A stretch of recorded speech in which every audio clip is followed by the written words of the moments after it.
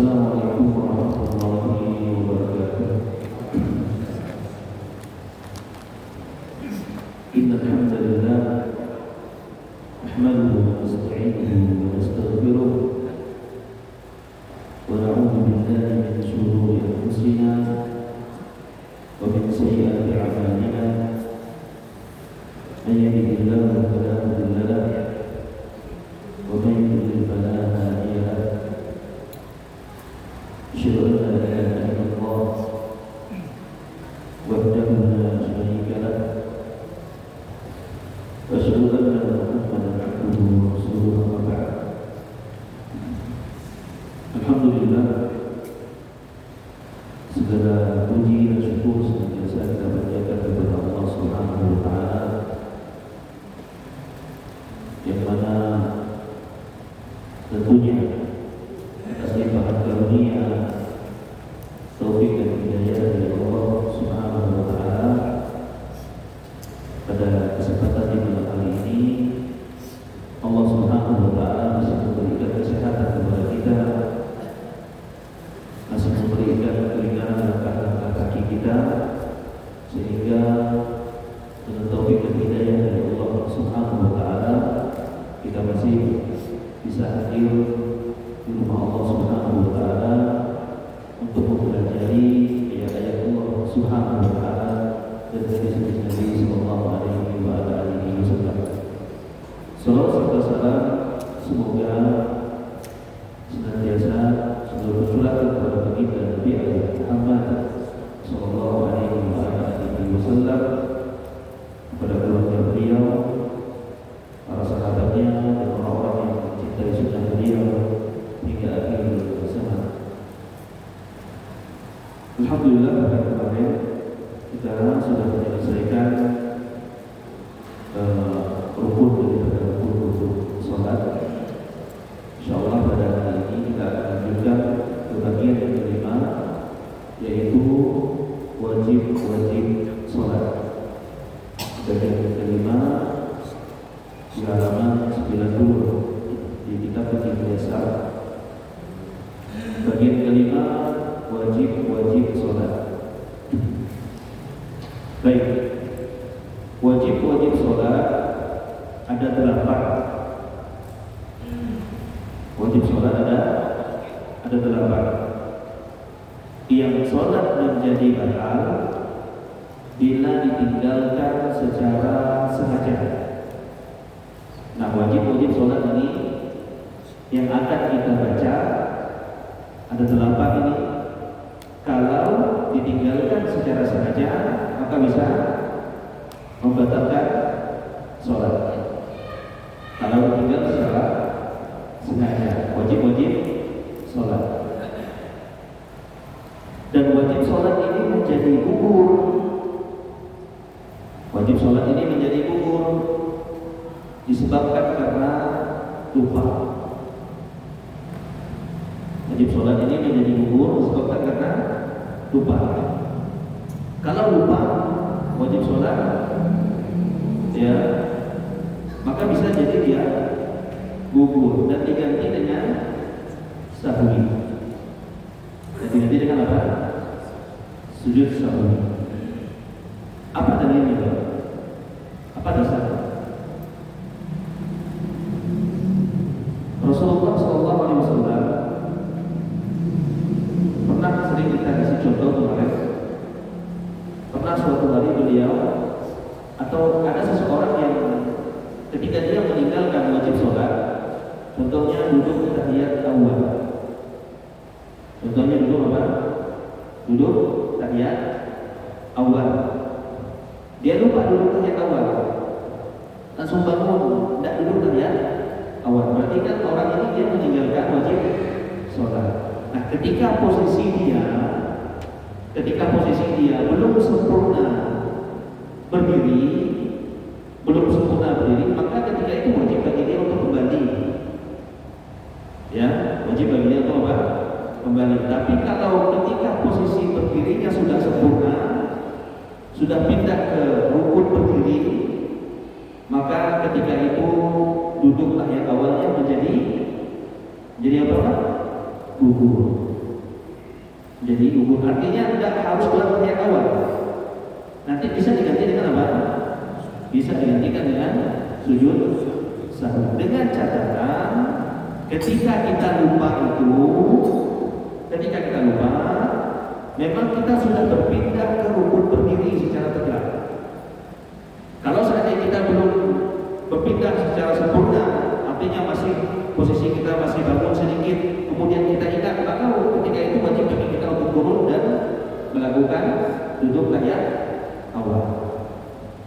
Duduk tahiyat awal. Dan kata para ulama, yang wajib sholat semuanya dikiaskan dengan ini. Yang wajib sholat dikiaskan dengan yang ini. Artinya kalau kita meninggalkan wajib sholat yang lainnya yang kita duduk, maka ketika itu kita bisa ganti dengan sujud sahwi. Paham ini Pak ya? Insyaallah. Nanti pembahasan sujud sahwi ada pembahasan sendiri. Kita akan bahas secara rinci tentang sujud sahwi. Baik. Insyaallah setelah nanti di sini kan ada pembahasan tentang sunnah sholat, kemudian ada pembahasan tentang pembatal sholat. Nanti kita lompat pembahasan tentang masuk pembahasan tentang sujud sahwi, karena ini erat kaitannya dengan pembahasan kita sekarang. Baik. Jadi wajib sholat ada 8 tadi. Yang sholat menjadi batal bila ditinggalkan secara sengaja. Dan wajib sholat ini menjadi gugur disebabkan karena lupa atau dia tidak tahu. Lupa atau karena dia tidak tahu. Tetapi wajib bagi dia untuk menggantikannya dengan sujud sahwi karena lupa. Ya, wajib bagi dia untuk menggantikan apa? Sujud sahwi. Nah ini diantaranya sangat ditekankan bagi seorang imam. Sangat ditekankan bagi seorang imam. Wajib bagi dia untuk mengetahui tentang hukum-hukum sholat. Ya, jangan sampai nanti gara-gara kita imam, kita tidak tahu tentang apa yang harus kita lakukan ketika kita terjadi kesalahan. Kesalahan itu hal yang sangat wajar, bukan sesuatu yang aib. Kita lupa dalam sholat, ya betul tidak? Kita lupa dalam bacaan sholat, kita lupa dalam rakaat sholat. Itu biasa, hal yang biasa, bukan sesuatu yang aib. Bukan sesuatu yang apa? Yang aib. Bahkan Nabi SAW pun tidak pernah lupa. Coba dibayangkan, Pak, kalau seandainya Nabi tidak pernah lupa. Kalau seandainya Nabi SAW tidak pernah lupa ketika sholat, apa yang terjadi? Bagaimana kita kalau ketika kita lupa? Itu hikmahnya. Ya. Nah permasalahannya bukan lupanya, tapi apa? Kita belajar tidak? Ya, kita belajar. Maka wajib. Ya, terutama untuk para imam-imam wajib berdosa kalau nggak belajar. Kenapa? Karena akan menanggung semua nanti sholat Allah kita, Pak. Gara-gara kita tidak tahu hukum, gara-gara kita tidak tahu apa yang kita lakukan ketika kita lupa, sholat Allah menjadi kacau balau semuanya. Sholat Allah menjadi apa? Kacau balau. Padahal hal itu hal yang biasa. Kalau kita memiliki ilmu dan kita bisa kita bisa artinya melakukan apa yang seharusnya dilakukan ketika kita melakukan kesalahan. Ya, kesalahan. Baik, apalagi kalau di kota-kota besar ada training, kalau jadi imam nggak sembarangan maju ke depan. Ada apa? Ada training ini. Tapi Ustaz, kalau seandainya tempat saya nggak ada yang imam selain daripada ya, itu udah beda cerita. Itu beda apa? Beda cerita. Baik, kita lanjutkan. Maka kata beliau, perbedaan antara wajib sholat dengan rukun sholat, al-farqu baina al-wajibat, perbedaan antara wajib sholat dengan rukun sholat adalah bahwa barang siapa yang lupa rukun, kalau seandainya dia lupa rukun, maka sholatnya tidak sah kecuali dengan melakukannya. Beda dengan apa tadi? Wajib. Kalau wajib tadi kalau posisinya sudah berubah, tidak perlu dilakukan wajib sholatnya tinggal diganti dengan sujud sahwi.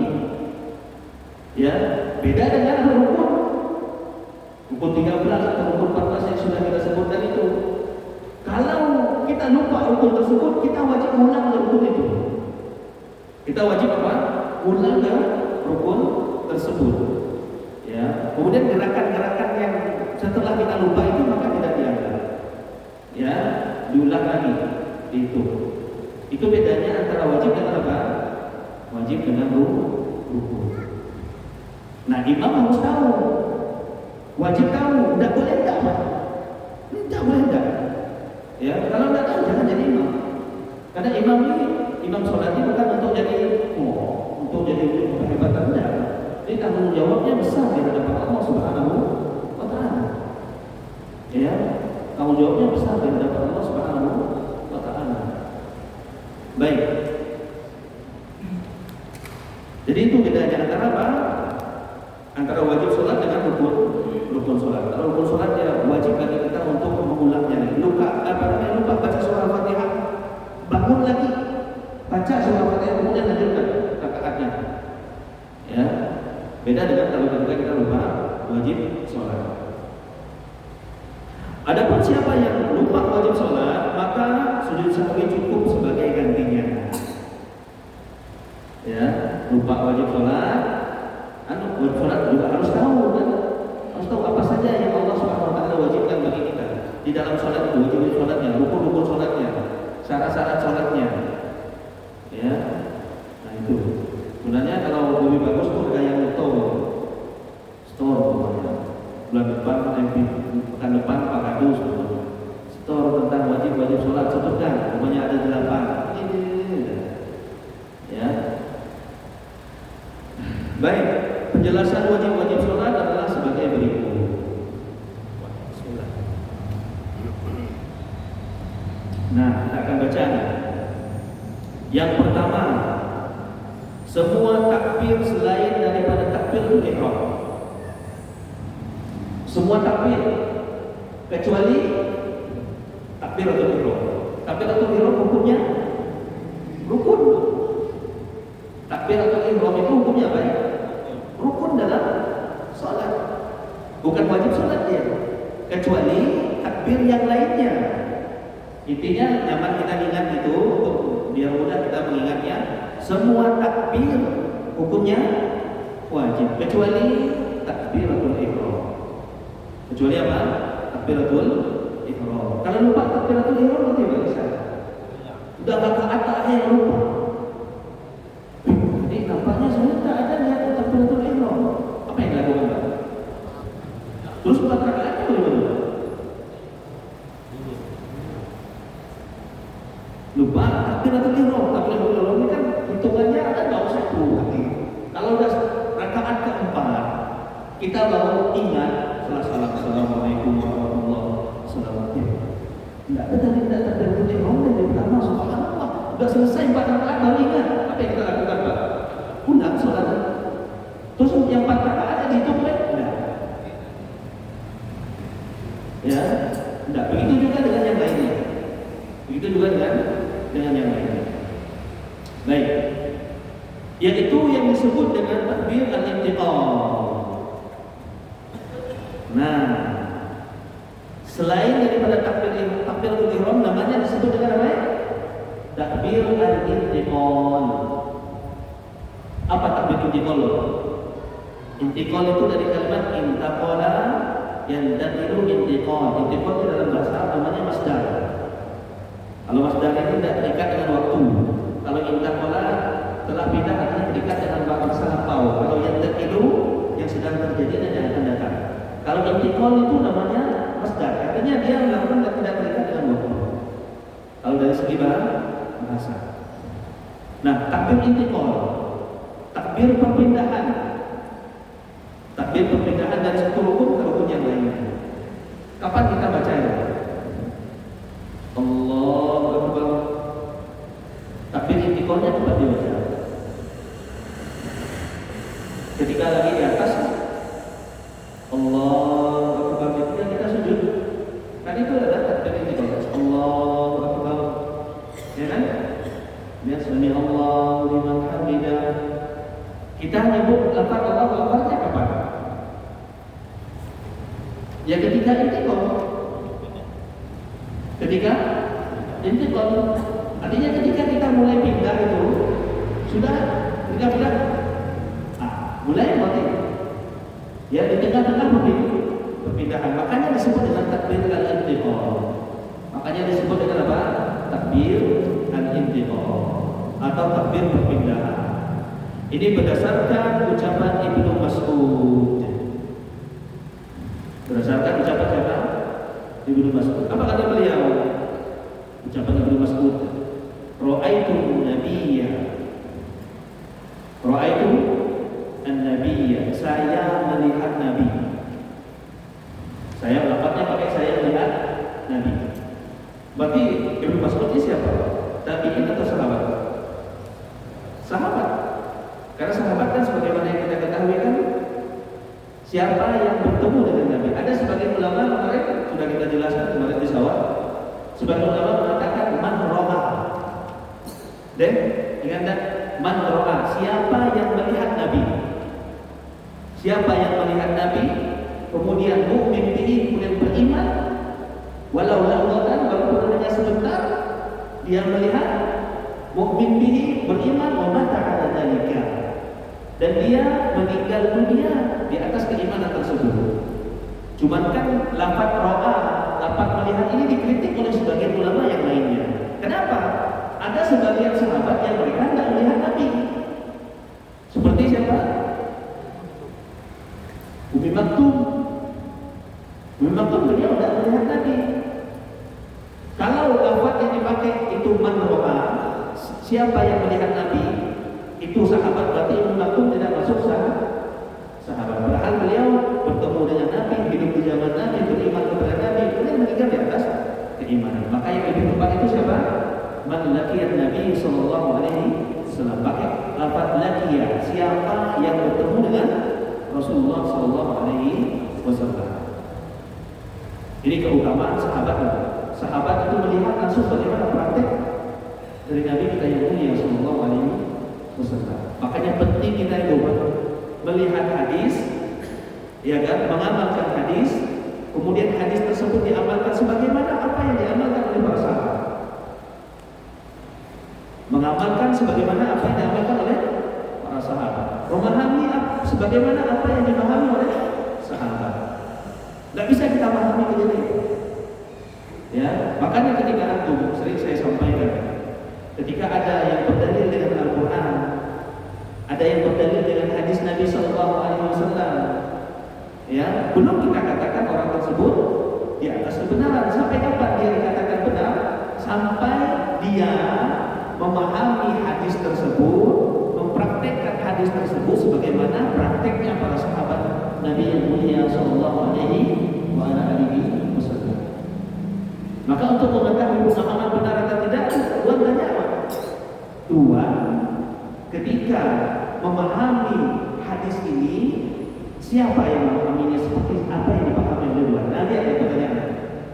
Oh, kata dia jawab, saya memahami sebagaimana yang dipahami Ibnu Mas'ud. Oh, kata Ibnu Mas'ud, hadisnya begini, amalannya begini. Oh, berarti Tuhan mengikuti pemahaman Ibnu Mas'ud. Tidak boleh kita katakan hadisnya begini, ayatnya begini, menurut saya begini loh prakteknya. Hanya tidak boleh. Ini tidak diperbolehkan. Paham ya? Baik. Kata Ibnu Mas'ud, ra'aitu Nabi sallallahu alaihi wasallam yukabbiru fi kulli raf'in wa khafdin wa qiyamin wa qu'udin. Ya, Ibnu Mas'ud tahu Nabi melihat bagaimana tata cara Nabi sallallahu alaihi wasallam salat. Maka kita ditekan kepada Nabi, sallu kama ra'aitumuni sholli. Kata Nabi SAW, sholatlah kalian sebagaimana kalian melihat aku sholat. Bukan cuma sholat aja, seluruh ibadah yang lain, ya, kita dituntut bagaimana kita mengikuti apa yang dilakukan oleh Nabi SAW dan para sahabatnya. Saya melihat Nabi SAW bertakbir di setiap bangun dari sujud, ya, di setiap bangun dari sujud, dan merunduk untuk ruku dan sujud, berdiri dan duduk, ya, berdiri dan duduk. Takbir itu ada berapa? Ada 3 atau 4 takbir. Pertama, Allahu Akbar. Kedua, Allahu Akbar sujud. Kemudian, Sami Allahu liman hamidah.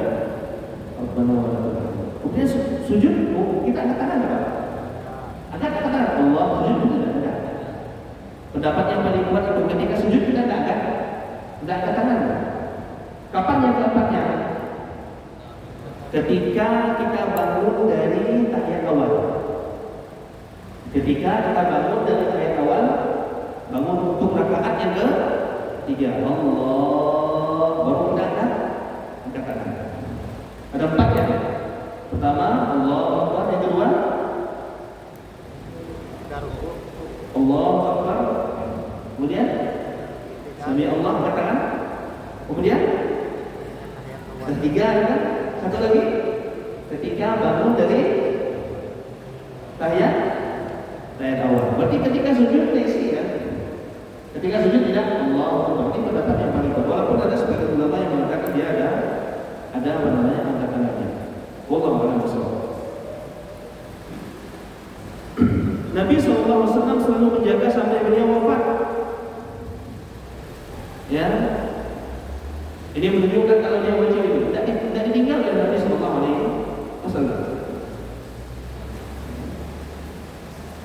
Dan beliau bersabda, sebagaimana yang telah dijelaskan tadi, "Shallu kama ra'aitumuni usalli." Salatlah kalian sebagaimana melihat aku salat. Ini yang pertama. Wajib salat yang pertama itu apa? Semua takbir selain daripada takbiratul ihram. Selain daripada takbiratul ihram. Yang kedua, wajib yang kedua, ucapan sami Allahu liman hamidah. Ucapan sami Allahu liman hamidah. Ini hukumnya apa ya, Pak? Rukun atau wajib salat? Rukun atau wajib salat? Wajib salat. Karena sekarang kita lagi bicara tentang wajib salat. Ya. Allah mendengar orang-orang yang memujinya. Sami Allah liman hamidah, Allah mendengar orang-orang yang memujinya. Untuk imam, ini bacaan ini Pak. Untuk imam dan munfarid. Untuk imam dan munfarid itu sholat dalam keadaan sendirian. Untuk imam dan munfarid. Kalau makmum berarti ketika imam mengucapkan sami Allahu liman hamidah, bacaannya Rabbana wa lakal hamd. Tidak baca sami Allahu liman hamidah juga. Karena bacaan sami Allahu liman hamidah diuntukkan siapa? Yang pertama untuk imam, yang kedua untuk apa ya? Orang yang sholat dalam keadaan sendirian, sholat keliling. Tapi kalau dia jadi makmum, dia tak mengucapkan sami Allahu liman hamidah. Cukup bagi dia mengucapkan Rabbana wa lakal hamd ketika ini mengucapkan sami Allahu liman hamidah. Ya, apa dalilnya Pak? Berdasarkan hadis Abu Hurairah. Berdasarkan hadis Abu Hurairah. Karena Rasulullah sallallahu alaihi wasallam yukabbiru hina yakum ila shalah. Summa yukabbiru hina yarka'. Summa yaqul sami Allahu liman hamidah. Hina yarfa'u sulbahu min al-raka'ah. Summa yaqul wa huwa qa'im Rabbana wa lakal hamd. Kata Ibnu Mas'ud, Rasulullah SAW bertakbir saat berdiri untuk sholat. Kemudian beliau bertakbir saat rukuk. Kemudian mengucapkan ucapan sami Allah liman hamidah. Ya, mengucapkan ucapan sami Allah liman hamidah saat mengangkat punggung dari rukuk. Ya, saat mengangkat apa ya? Punggung dari sami Allah liman hamidah. Kemudian mengucapkan saat berdiri Rabbana wa lakal hamd. Ini untuk kalau imam berarti tetap yang membaca ya, baca sami Allahnya juga dibaca, Rabbana wa lakal hamd juga dibaca. Tapi kalau untuk makmum cukup bagi dia untuk mengucapkan apa? Rabbana wa lakal hamd. Baik. Yang ketiga,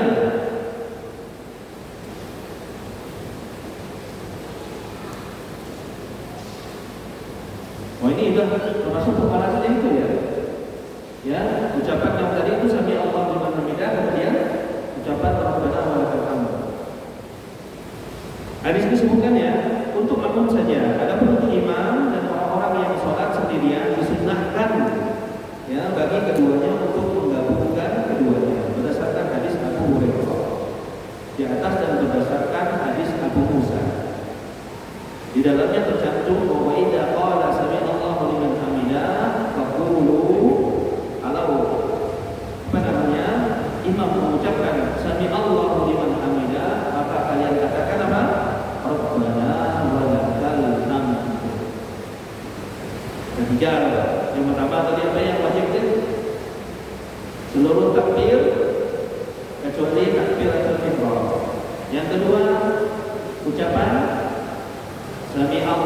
liman hamidah. Yang ketiga ucapan Rabbana walakal hamd.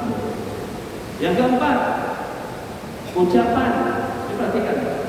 Jadi untuk membedakan antara rukun dengan wajib sholat, kebanyakan untuk membedakannya, karena rukun itu banyak gerakan, kebanyakannya gerakan ya kalau rukun sholat. Kecuali tadi apa yang seperti bacaan surah Al-Fatihah. Ya, kalau wajib sholat banyaknya apa ya? Ucapan. Ya, banyaknya apa? Ucapan. Kecuali tadi duduk antara yang pertama duduk ayat awalnya untuk mudah kita mengingatnya. Yang keempat, ucapan Subhana rabbiyal azim. Ini termasuk wajib sholat. Ucapan Subhana rabbiyal azim. Sekali saat rukuk. Sekali. Kalau 3 kali hukumnya sunnah. Baca 3 kali Subhana rabbiyal azim, Subhana rabbiyal azim 3 kali hukumnya sunnah. Yang wajib berapa kali ya?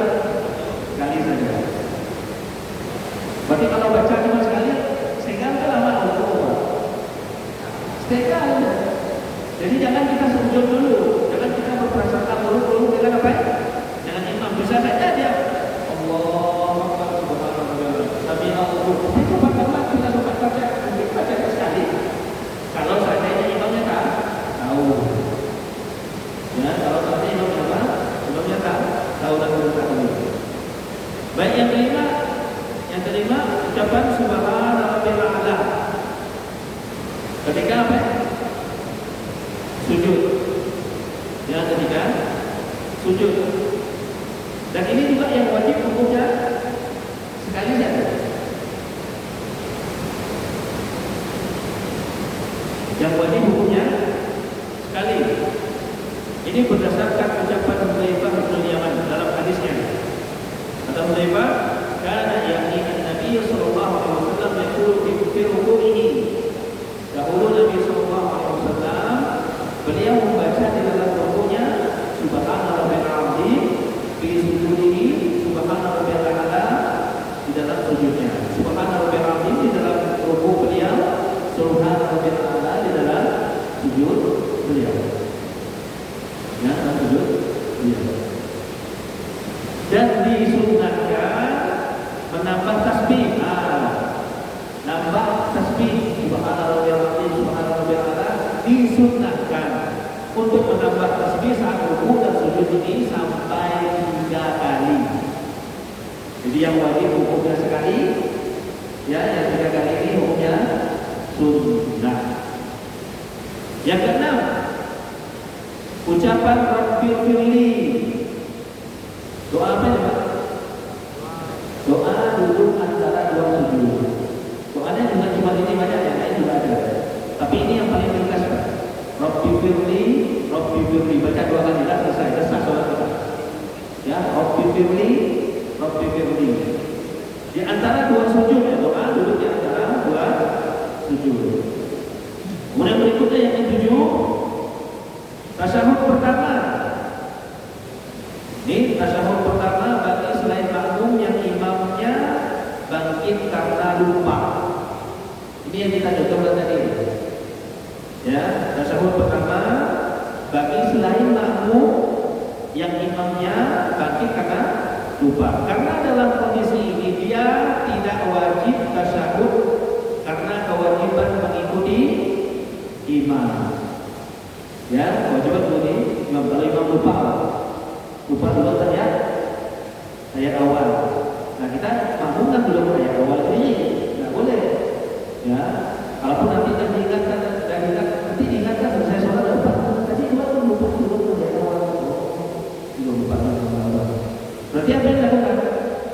Sujud sahwi 2 kali selesai sholat. Karena sujud sahwi itu ada yang di dalam sholat, ada yang setelah sholat. Nanti sholat akan kita rinci. Ya, sholat akan kita rinci. Tasyahud pertama bagi selain makmum yang imamnya bangkit karena lupa. Karena dalam kondisi ini dia tidak wajib tasyahud karena kewajiban mengikuti imam. Karena Nabi SAW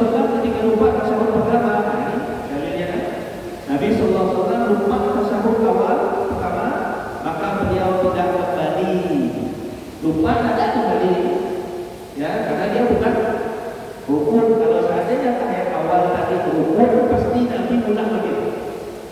Tapi karena dia wajib sholat, bisa digantikan dengan sujud sahwi. Ya, bisa digantikan dengan sujud sahwi. Namun beliau menambah dengan sujud sahwi. Ya, namun beliau menambah dengan sujud sahwi. Berikutnya, ini baca sendiri ya, baca atas awal. Yang kedelapan, yang terakhir, duduk untuk tasyahud awal. Nah ini tadi termasuk wajib sholat. Duduk tasyahud awal berdasarkan hadis Ibnu Mas'ud secara marfu. Marfu itu yang disandarkan kepada Nabi Sallallahu Alaihi Wasallam. Idza waqaftum fi kulli rak'atin faqulu at-tahiyatu lillah. Bila kalian duduk pada setiap 2 rakaat, maka ucapkan segala penghormatan bagi Allah, at-tahiyatu lillah. Dan berdasarkan hadis Rifa'ah bin Rafi', fa idza jalasta fi wasati shalah fatma'inna wabtarish wa idza al-yusra summa tasyahhad.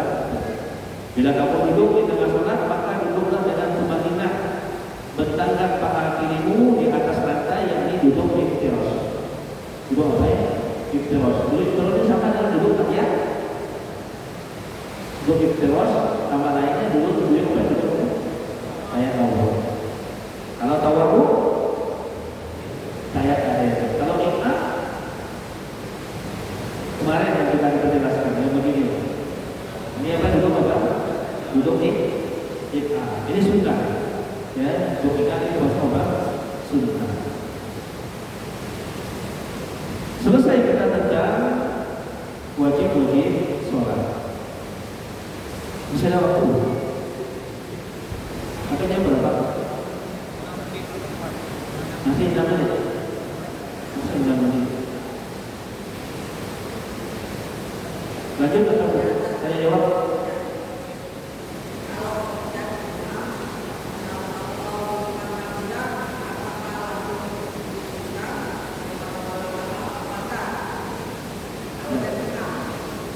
Kalau imam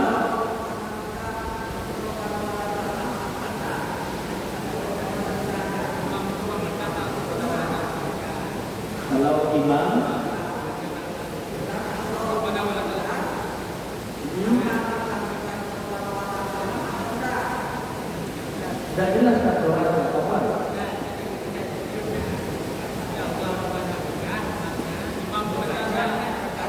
Oh, baca tidak.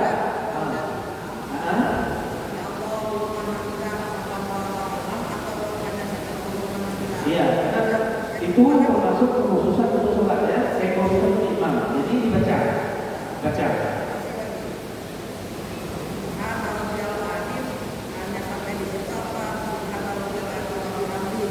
Subhanallahil azim sampai di situ juga boleh. Perkataan subhanallahil azim mubin juga boleh. Insyaallah boleh. Nah, ada yang lain?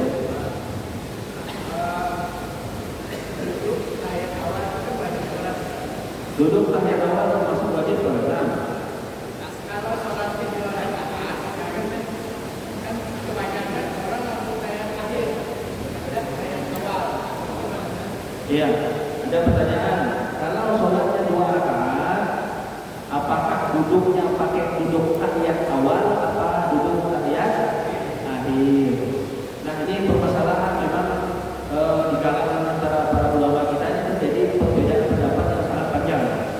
Ada yang mengatakan duduknya pakai duduk tahiyat akhir, ada yang mengatakan duduk pakai tahiyat awal. Kalau saya sendiri secara pribadi itu pakai duduk tahiyat awal. Untuk pakai apa ya? Tahiyat awal ketika sholatnya 2 rakaat. Adapun ada sebagian kaum muslimin yang pakai duduk tahiyat akhir, ini dalilnya juga apa? Juga kuat. Wallahu a'lam. Tapi kita harus milih ya. Kalau ada perbedaan pendapat seperti ini, kita harus apa? Harus milih antara beberapa pendapat yang menurut kita kuat.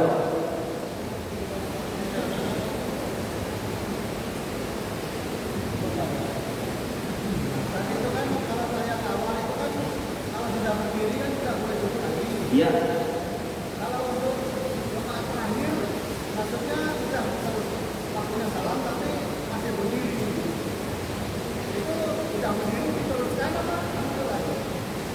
Diturut apa namanya? Ini kan menambah. Ya, kalau pertanyaan sudah ini nambah. Jadi setelah kita tahiyat, harusnya tahiyat akhir. Kemudian nambah begitu. Nah, maksudnya apakah hanya berdiri atau tidak? Ini kita sebab saja berdiri ya, langsung tahiyat akhir. Kalau kita tahu, kalau ada yang mengingatkan dari belakang, kalau tidak ya jumusun biasa. Ya. Nah, itu posisinya kalau kita ingatkan subhanallah, maka kita kembali ke tahiyat akhir. Kembali ke tahiyat akhir. Beda dengan yang tadi ya. Beda yang tadi. Allah a'lam.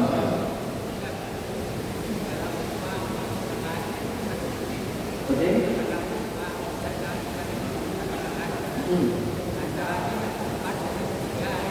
Ya, kalau ragu antara ini sudah rakaat ketiga atau rakaat keempat. Yang pertama yang harus kita lakukan, kita harus istihad dulu. Apa itu? Mengambil yang paling kuat. Asa-asa yang paling kuat yang mana? 3 atau 4 gitu. Kemudian nanti ditutup dengan sujud sahwi. Ya, ditutup dengan sujud sahwi. Nanti harus